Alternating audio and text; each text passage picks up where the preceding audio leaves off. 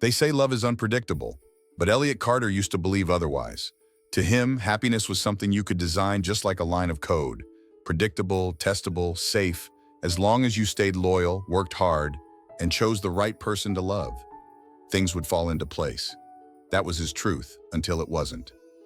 4 years ago, during a quiet lakeside weekend with friends near Lake Michigan, Elliot met someone who made him question everything he thought he knew. Brandon Foster walked into that cabin like he belonged in every room. He was striking, not just handsome in the way magazines try to capture, but magnetic. When he smiled, it felt like you were the only person who mattered. Elliot had always been cautious with his heart, but from the moment their eyes met, he knew he'd already handed it over to the wrong person and that he didn't want it back. Their relationship moved fast, but never felt rushed. Brandon proposed to Elliot during their second winter together. It was a soft, snowy afternoon at Lake Tahoe. There was no crowd, no roses, no diamond rings, just a small wooden box with 2 silver bands engraved with their names. Brandon hadn't even finished the question before Elliot said yes. Elliot came from a well-off, traditional family, but they weren't harsh. His mother, Elisa, had been a literature teacher before retirement, gentle, thoughtful, and sharp in her own quiet way. His father, Gregory, was a real estate broker whose name carried weight across Chicago, respected, polished, seen by many as a model of strength and moral clarity. Together, they were the kind of couple people admired. Growing up, Elliot believed that if love was real, it looked like them. When Elliot came out at 22, it was his mother who held him first. No questions, just warmth. His father didn't say much, just a pause, then a firm nod. As long as you're happy. That moment stayed with Elliot. He thought, this is what it means to be truly accepted. A home where you're safe to be yourself. He never questioned it again. When Elliot brought Brandon home for the first time, Gregory welcomed him with open arms more warmly than expected. Smart kid, he'd said. He's sharp, carries himself well. From then on, dinners became a routine. Just the 3 of them. Then sometimes 4 when Elisa joined. Elliot remembered catching himself smiling in the mirror one night, thinking, this is really happening. I'm one of the lucky ones. He never suspected that behind the kindness, behind the easy smiles and the Sunday night laughs, something darker was already taking root. Gregory wasn't just being friendly. He was studying Brandon, inviting him in, making space where there shouldn't be space, and Elliot, blinded by hope, never saw the cracks forming beneath the surface. But that's the thing about betrayal. It doesn't begin with a storm. It starts with silence, with warmth that feels just a bit too careful, with glances that last a second too long. And by the time you realize what's happening, you're already standing at the edge of a cliff wondering how you got there. Elliot thought he was walking toward a life built on love, built on trust. He had no idea he was being led toward the edge by the 2 people he trusted most. If you've ever believed in someone so much that you stopped listening to your instincts, you're not alone. Sometimes, we confuse loyalty with love, but real love never asks you to ignore the feeling in your gut. If this story touched something in you, please subscribe to Heart Story for more true, emotional journeys. Your voice, your story, and your healing matter. Sometimes the truth doesn't set you free right away, but it always points you to where freedom begins.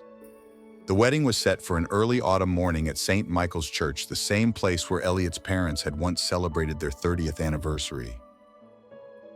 Every detail had been planned with care, from the flowers along the aisle to the jazz band hired for the evening reception. Elliot spared no effort. He emptied his savings, determined to make the day feel like something out of a quiet dream. Brandon had little input. He just smiled and said, "I trust your taste." The night before the ceremony, Elliot and his father stayed at the Palmer House Hotel. It was tradition. Gregory had said, a moment between father and son before one stepped into marriage. They sat together by the window, sipping tea while reviewing the guest list. They debated where to seat certain family members, laughed over a few names, and even joked about the cousin who always made an inappropriate toast. "You've done more than we ever expected," Gregory said, patting Elliot's shoulder. There was something in his tone that made Elliot pause. A strange softness, but he brushed it off. That night, in that room, everything seemed perfect. This was the kind of memory Elliot thought he would carry into old age. Then Gregory stood up and disappeared into the bathroom. His phone buzzed on the table. Elliot hadn't planned to look, but the screen lit up with a name he knew too well: Brandon. The message beneath it read, "Last night was amazing. I still feel your lips on my neck and everywhere else." Elliot's heart stopped. His fingers moved before his brain could stop them. He unlocked the phone. One message became a thread became a gallery, photos of Brandon wrapped in Gregory's arms, laughing in a hotel room Elliot didn't recognize. One shot after another, Brandon kissing Gregory, Gregory smirking back, messages intimate, graphic, unmistakably real, each one a dagger. The air in the room changed. It thickened, like it was pressing down on his chest. But Elliot didn't scream. He didn't cry. Instead, he sat down quiet, controlled, and began taking screenshots. Every message, every image, every metadata tag. Then he saved them all into a secure folder on his laptop. He didn't call anyone. He didn't confront them. He began planning. The wedding would go on, but it wouldn't be a celebration. It would be a reckoning staged in front of the very people who once believed in love, in commitment, in the storybook marriage that was supposed to unfold the next morning. Elliot understood now, some betrayals aren't just personal, they're public. And sometimes, the only way to heal is to shine light into the very corners where people think they can hide. The next morning, while the world prepared for a ceremony dressed in flowers and violin strings, Elliot worked quietly behind his laptop. Because while everyone expected a wedding, he was preparing a reveal. There's a lesson hidden in that kind of heartbreak. It doesn't arrive with explosions. It arrives in whispers. It shows up in the things that feel a little off, the smiles that are too polished, the words that sound too rehearsed. And the moment you decide to stop excusing what your heart already knows, that's the moment you begin to take your power back. Trust doesn't die in a single moment. It fades, quietly, until the truth forces it to collapse all at once. And when that moment comes, you won't need to shout. The truth will speak for itself. Elliot didn't sleep that night. He sat in the dim hotel room, lit only by the bluish glow of his laptop screen. While the rest of the world dreamed about bouquets and champagne toasts, he wrote code, not out of habit but survival. He created a private web page, hidden from search engines, behind an innocent domain name, ElliotandBrandon.com. The site opened with a banner image that mimicked love, but everything beneath it was surgical. Screenshot after screenshot of the messages from Gregory's phone. Photo metadata proving time, location, device. Images of Brandon smiling in bed, his head resting on Gregory's shoulder. And more images no one could argue with. The page wasn't just a gallery, it was evidence. And Elliot, a man trained to debug broken systems, had now debugged his own life. Once the site was ready, he generated a QR code that linked directly to it. A neat little square, black and white, holding every shard of the truth. He emailed the file to a local print shop near the hotel, open all night. The design was clean, a card the size of a palm, with cursive letters printed in warm gray ink. A special gift from the newlyweds scanned for a surprise. By 6 in the morning, Elliot held a stack of 200 cards in his hands. The day had begun, and it would unfold exactly as he intended. At the church, everything looked just as he had imagined months ago. White lilies hung from the altar, light filtered through stained glass. Musicians tuned their strings. No one saw the war happening behind his eyes. He handed the cards to Janet, the ceremony coordinator. "Can you pass these out as guests arrive?" he asked, calm and composed. She smiled, unaware of what the cards truly held. "Of course," she replied. Brandon arrived soon after, wearing his white tuxedo. He grinned, wrapped his arms around Elliot, and kissed his cheek. "We're almost husbands," he whispered. Elliot nodded. He didn't flinch. His smile was hollow, but no one noticed. Especially not Brandon, who was too busy basking in the spotlight. Guests arrived in waves, greeted by gentle music and glowing smiles. They accepted the small gift cards with curiosity. Some scanned the QR codes while waiting for the ceremony to start. A few chuckled at the idea, expecting a slideshow or a romantic message. Then the screens loaded. In less than 10 minutes, A quiet ripple passed through the pews. A bridesmaid gasped, her fingers trembling. One of Elliot's cousins covered her mouth. An older aunt turned her phone to her husband, who stared, speechless. Some looked at Brandon. Others glanced toward the front row, where Gregory sat with his hands folded on his lap, unaware that the house he built brick by careful brick was crumbling beneath him. From the outside, nothing seemed wrong, but inside, tension spread like smoke. Brandon chatted with a groomsman. Gregory crossed one leg over the other. Elisa, serene as ever, sat beside her husband, her hands resting in her lap. No one, not Brandon, not Gregory, had any idea that the truth was already in everyone's hands. The ceremony hadn't even begun, and yet the story had already changed. What Elliot did that morning was not revenge, it was clarity. It was making sure that the lies didn't get the final word. And that's something too many people forget sometimes. The most powerful form of healing isn't silence, it's precision. It's showing the truth without shouting, without screaming, just presenting it as it is. Because when the people around you know the truth, you no longer have to carry the burden alone. The bells echoed through the stained glass as the ceremony began. Brandon and Elliot walked down the aisle side by side. Brandon beamed, eyes glistening with rehearsed joy. Elliot moved slowly, his face calm, unreadable. Every guest stood as they passed. But their faces had changed. What was once awe had turned into confusion, discomfort, then something closer to disbelief. Down the rows, screens were still lit, guests were whispering. Some stared down at their phones, others at Brandon, and then, inevitably, at Gregory. From the front pew, Gregory remained composed. He sat tall, proud even, his hand resting gently over Elisa's.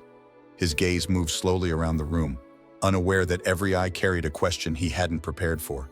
Beside him, Elisa still held the delicate smile of a mother proud of her son's big day. She hadn't seen the card yet, until now. A niece, pale and trembling, leaned forward and gently handed her the invitation card. "You may want to scan this," she whispered.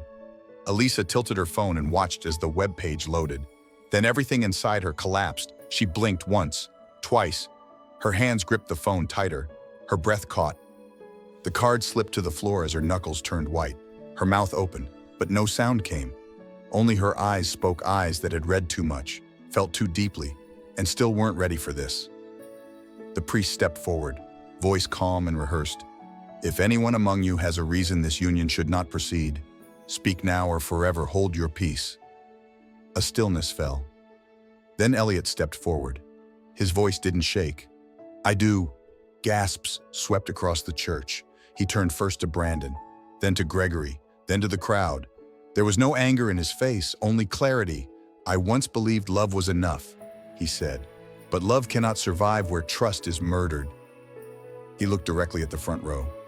"You've all seen it now, what they did to me, to my mother." In the shadows of this very room, Brandon's face crumbled. Confusion turned to panic. Gregory shifted in his seat, beginning to rise. Elisa had not moved. Tears lined her cheeks as her body remained frozen. "I thought today would make me a husband, but instead, it freed me." Elliot slipped the silver ring off his finger and placed it gently on the altar. Then he turned. He walked back down the aisle, past stunned guests, past shattered illusions, past the wreckage of something he'd once thought was his future. Behind him, voices stirred. A woman sobbed. Someone dropped a phone. The noise grew like rising water. Brandon collapsed to his knees. Gregory tried to stand but was pulled back by a family member's firm hand on his arm. And Elisa wept, not because her son was gay. She had always known, always embraced him. What broke her was the quiet devastation of watching the man she'd loved for 35 years betray not only her, but the one person she had protected most in this world. In a single moment, everything sacred had been desecrated, not by Elliot's truth, but by the secrets others thought they could bury in silence. There's a reason we teach children to speak up when something feels wrong, but we rarely remind adults that staying silent can be its own kind of betrayal, especially when that silence enables harm in the name of preserving image, reputation, or control. The truth, no matter how messy, always deserves a voice, and sometimes, the greatest act of love is no longer holding it back, What happened inside St. Michael's Church didn't stay within its stone walls. By nightfall, the story had exploded across Chicago. A guest had filmed Elliot's walkout and posted the video with the caption, "He exposed them with a QR code at his own wedding." Within hours, the hashtag #QRCodeWedding trended across Twitter. People debated whether it was too cruel or perfectly deserved. News outlets picked it up. Opinion columns followed. Some called it the boldest mic drop in modern romance. Others said it was a masterclass in grace under betrayal. Brandon lost his contract with the consulting firm within 3 days. The company cited irreconcilable reputational risk. Gregory's clients withdrew one by one. Some didn't even wait for meetings, just emails ending decades-long partnerships. Reputation, once earned in handshakes and headlines, now unraveled in silence. 2 weeks later, Elisa filed for divorce. She said nothing to the press. Only one line was shared through her lawyer: "I could have forgiven him for betraying me. But no one gets to betray my son and walk away whole." Elliot moved out of Chicago quietly. He accepted an offer from a tech firm in Austin, where no one knew his name. And that anonymity felt like air for the first time in years. He worked during the day, walked home alone in the evenings, sometimes listening to music, sometimes just the city's hum. There were no weddings in his near future, no trust to rebuild, at least not yet. Then one afternoon, in a small cafe off South Congress, his phone lit up. The message came from a name he didn't expect: Leo. Leo had been Brandon's partner years before. Their relationship had ended in betrayal, too eerily similar, but never spoken about publicly. "I'm not reaching out to reopen wounds," the message said. "Just to let you know, you're not the only one. I made it out. You will too." It wasn't long before they met in person. There were no candles, no rehearsed smiles, just two men sitting across from each other, quietly building something honest. Not perfect, not sweeping or cinematic, just real. Elliot didn't know if Leo would become something more. He didn't need to. What mattered was that for the first time since that church, he didn't feel alone. And that might be what healing looks like: not forgetting, but being seen. Fully, without performance. What Elliot did wasn't about vengeance. It was about voice, about reclaiming a story that others tried to write for him. And in doing so, he reminded everyone watching that betrayal doesn't define you, how you rise after it does. Sometimes the deepest wounds come not from strangers, but from those who once held your hand. But the ones who survive betrayal with dignity don't just walk away. They teach others how to protect their own boundaries before it's too late. So now, let me ask you, was Elliot right to reveal the truth at the altar, or should he have handled it privately? Would you have done the same if it were your father, your fiancé? Tell us what you believe, don't hold back. Leave your thoughts in the comments, and don't forget to like, subscribe, and follow Heart Story for more raw, real stories that make you feel, because sometimes the most unforgettable vows are the ones never spoken.